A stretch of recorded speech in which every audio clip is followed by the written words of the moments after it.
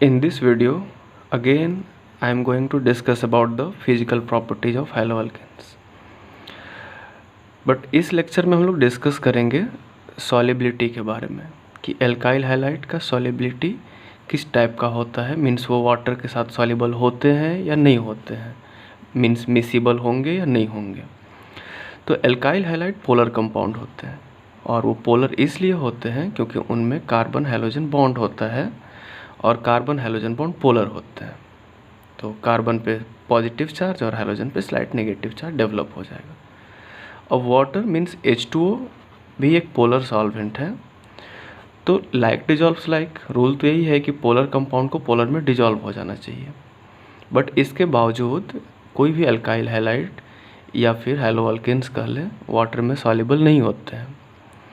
वो सॉल्युबल इसलिए नहीं होते हैं क्योंकि अगर कोई एल्काइल हैलाइड है तो नो डाउट वो पोलर है, बट वो वाटर मॉलिक्यूल के साथ, जैसे अगर कोई वाटर मॉलिक्यूल है तो उसके साथ वो हाइड्रोजन बॉन्ड का फॉर्मेशन नहीं कर सकते हैं।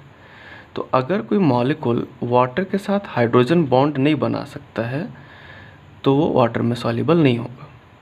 अब ये पता कैसे चलेगा कि वो हाइड्रोजन बॉन्ड का फॉर्मेशन करेगा या नहीं करेगा? तो उसके लिए हम लोग देखते हैं कि हाइड्रोजन के साथ कनेक्टेड नाइट्रोजन होना चाहिए उस कंपाउंड में, या हाइड्रोजन के साथ कनेक्टेड ऑक्सीजन होना चाहिए, या हाइड्रोजन के साथ डायरेक्टली कनेक्टेड फ्लोरीन होना चाहिए। तो अगर इस टाइप का कुछ भी स्ट्रक्चर है उस कंपाउंड में तब वो कंपाउंड हाइड्रोजन बॉन्ड बना सकता है वाटर मॉलिक्यूल के साथ, और वाटर मॉलिक्यूल के साथ जब वो हाइड्रोजन बॉन्ड बनाएगा तब वो सॉल्युबल होगा और अदरवाइज सॉल्युबल नहीं होगा। तो क्योंकि एल्काइल हैलाइड में फ्लोरीन तो है बट वो कार्बन से कनेक्टेड है, फ्लोरीन हाइड्रोजन से डायरेक्टली कनेक्टेड होता नहीं है, ये हाइड्रोजन तो कार्बन से कनेक्टेड है इस वे में। तो जब वो फ्लोरीन कार्बन से कनेक्टेड है, हाइड्रोजन से डायरेक्टली कनेक्टेड नहीं है, तो वैसे सिचुएशन में वो हाइड्रोजन जो कार्बन के पास है वो हाइड्रोजन बॉन्ड नहीं बना सकता है। तो क्योंकि ये हाइड्रोजन बॉन्ड नहीं बना सकते वाटर के साथ, इसलिए ये इनसॉल्युबल होंगे। मीन्स RX और alkyl halide are insoluble in water। Water में insoluble होगा। क्यों insoluble होगा? Because they are unable to form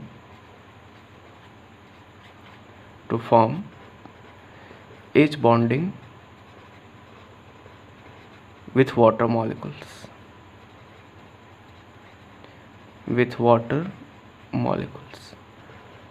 तो वाटर मॉलिक्यूल के साथ वो हाइड्रोजन बॉन्ड का फॉर्मेशन नहीं कर पाते हैं, इसलिए वो इनसॉल्युबल होते हैं। अब एक चीज़ और कि अगर वो इनसॉल्युबल है तो इसका मतलब ये नहीं हुआ कि वो बिल्कुल ही सॉल्युबल नहीं होते होंगे। उनका सॉल्युबिलिटी कंपैरेटिवली कम होता होगा, वो ज़्यादा सॉल्युबल नहीं होंगे, कम घुलेंगे। अगर मान लो दो कंपाउंड है, सपोज कर लो कि CH3 CH2 Cl और एक और कंपाउंड है CH3 Cl। तो इनसॉल्युबल तो दोनों ही होंगे, दोनों ही इमिसिबल होंगे, बट सॉल्युबिलिटी ज़्यादा कम किसका होगा? तो एक चीज़ और क्या है कि किसी कंपाउंड में अगर कार्बन का चेन ज़्यादा बड़ा हो, उसका लेंथ ज़्यादा हो, तो उसमें ज़्यादा होता है हाइड्रोफोबिक इंटरैक्शन।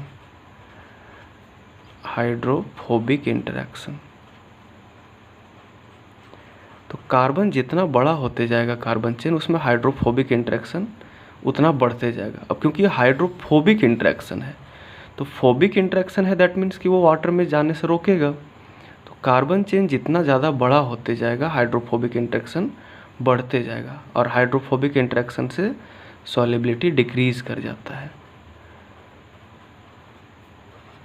तो यहाँ पे सॉल्युबिलिटी डिक्रीज कर जाएगा। इस कंपाउंड में भी हाइड्रोफोबिक इंटरेक्शन होगा, बट सिर्फ एक ही कार्बन की वजह से, तो हाइड्रोफोबिक इंटरेक्शन कंपैरेटिवली कम होगा। तो अगर हाइड्रोफोबिक इंटरेक्शन कम होगा तो सॉल्युबिलिटी में जो डिक्रीज होगा वो भी कम होगा।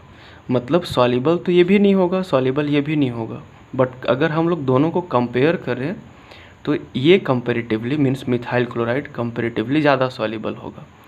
वो इसलिए क्योंकि इसमें हाइड्रोफोबिक इंटरेक्शन कम होगा और ऊपर वाले कंपाउंड में मीन्स 1 क्लोरोप्रोपेन में बड़े चेन होने की वजह से ज़्यादा हाइड्रोफोबिक इंटरेक्शन होगा, तो ये फिर उस केस में लेस सॉल्युबल होगा और ये जो होगा कंपैरेटिवली ज़्यादा सॉल्युबल होगा।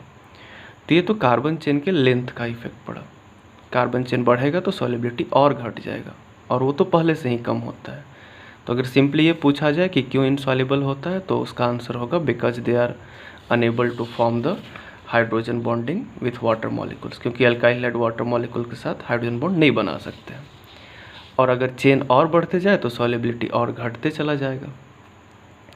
इसके बाद हम लोग बात कर लेते हैं मेल्टिंग पॉइंट का, melting point of alkyl halide. Alkyl halide, अब मेल्टिंग पॉइंट तो हम लोग हमेशा से सॉलिड का चेक करते हैं, कोई सॉलिड होता है उसका मेल्टिंग पॉइंट चेक करते हैं। तो सॉलिड जो होते हैं, सॉलिड में पार्टिकल्स जो होते हैं वो क्लोजली पैक्ड होते हैं, वो मूवमेंट नहीं कर सकते हैं। और जितना अच्छे से पैकिंग होगा पार्टिकल्स का उतना उन लोगों में या उन पार्टिकल्स में ज़्यादा अट्रैक्शन होगा। तो पैकिंग पे डिपेंड करेगा कि उसका मेल्टिंग पॉइंट कैसा है।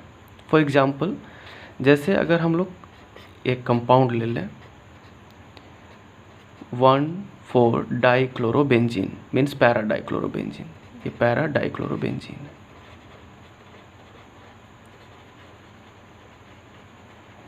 और अगर एक और कंपाउंड ले लें इसी का दूसरा डेरिवेटिव ऑर्थो डाइक्लोरोबेंजीन, एडजेसेंट पे है तो ऑर्थो बोलेंगे, ऑर्थो डाइक्लोरोबेंजीन।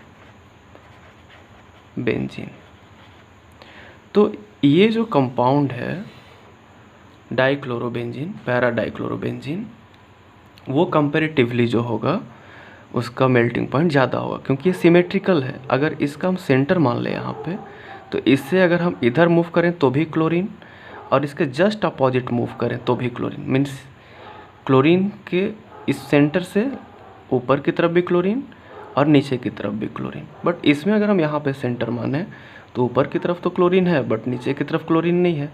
दैट मीन्स ये मॉलिक्यूल उतना सिमेट्रिकल नहीं है, इसमें सिमेट्री कम है and this one is more symmetrical. तो जो मॉलिक्यूल ज़्यादा सिमेट्रिकल होता है उसका पैकिंग जो होता है वो बेटर होता है, बेटर पैकिंग होगा इसका। तो जब कोई सॉलिड बेटर वे में पैक हो जाएगा क्रिस्टल में तो उसमें अट्रैक्टिव फोर्स भी ज़्यादा होगा, बेटर पैकिंग, या हम लोग इसको बोल सकते हैं इफ़ेक्टिव पैकिंग। तो अगर इफ़ेक्टिव पैकिंग होगा तो उसमें अट्रैक्शन ज़्यादा होगा और उसका मेल्टिंग पॉइंट हायर होगा। अगर हम मेटा से भी कंपेयर कर लें, इसके मेटा आइसोमर से, तो भी ये सिमेट्रिकल नहीं होगा क्योंकि ये सेंटर मान लें तो इधर तो क्लोरीन बट इसका अपोजिट नहीं होगा क्लोरीन।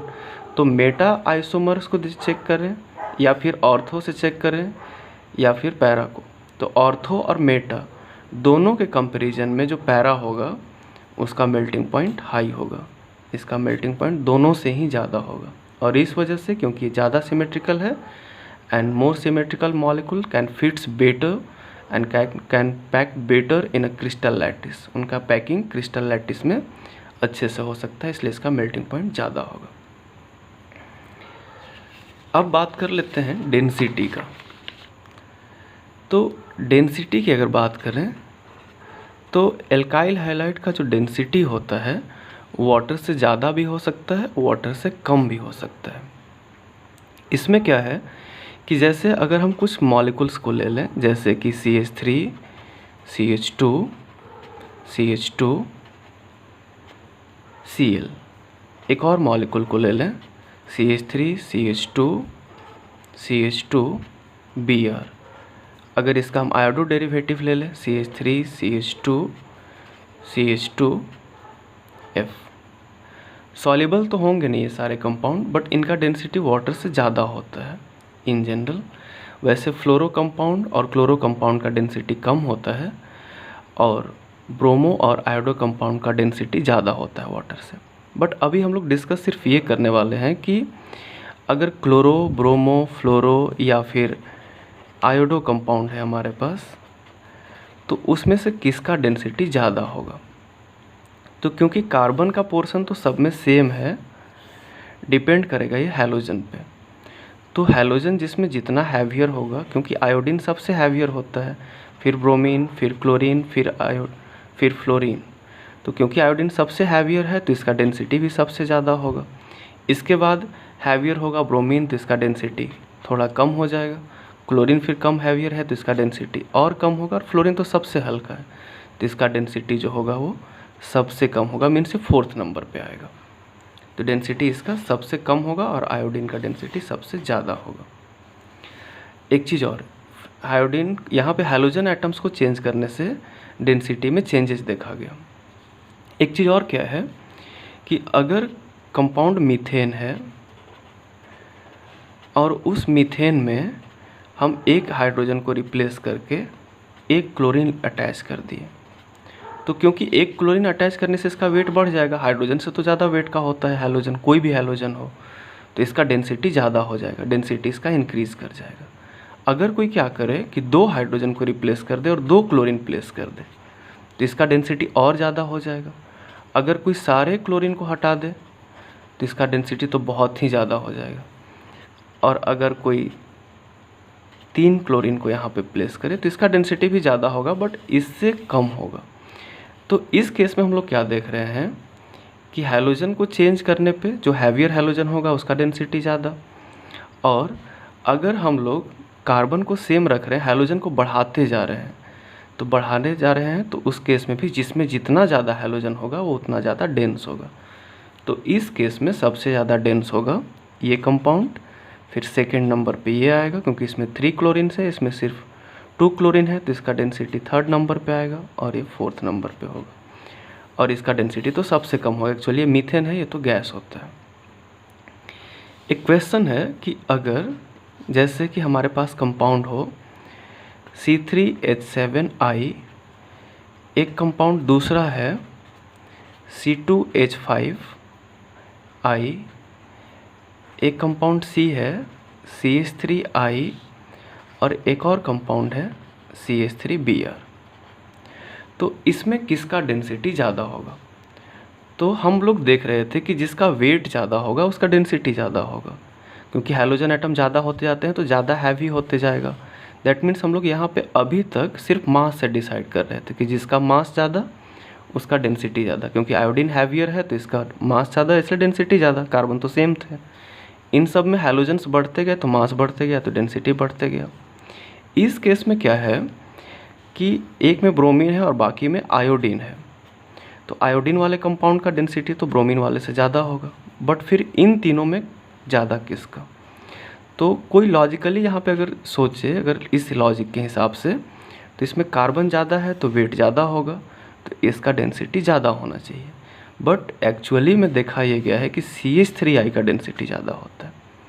ऐसा इसलिए क्योंकि अगर इसमें कार्बन ज़्यादा है, 3 कार्बन है और आयोडीन है, तो ऑब्वियस सी बात है कि इसका वॉल्यूम भी ज़्यादा होगा। और इसमें एक ही कार्बन के साथ आयोडीन है, आयोडीन तो दोनों में है, और आयोडीन का मास इतना ज़्यादा होता है, एक आयोडीन का मास 127 होता है, जबकि 2, 3 कार्बन, 4 कार्बन भी मिलके 127 नहीं हो सकता। और इसमें एक कार्बन के साथ आयोडीन है तो वॉल्यूम कम होगा। तो क्योंकि मास बाय डेंसिटी होता है वॉल्यूम, मास बाय वॉल्यूम होता है डेंसिटी, तो इस केस में क्या है ना कि आयोडीन तो है एक, बट वॉल्यूम इसका बहुत ज़्यादा है, 3 कार्बन और एक आयोडीन ज़्यादा वॉल्यूम ऑक्यूपाई करेगा, और इसमें एक कार्बन के साथ आयोडीन छोटा सा वॉल्यूम, कम वॉल्यूम होगा, स्मॉलर वॉल्यूम होगा। तो वॉल्यूम कम और आयोडीन का तो मास सेम होगा दोनों में, तो इसलिए डेंसिटी जो होगा इसमें ज़्यादा होगा CH3I का, क्योंकि इसका वॉल्यूम कम है तो डेंसिटी इसका ज़्यादा होगा। That's all, thank you.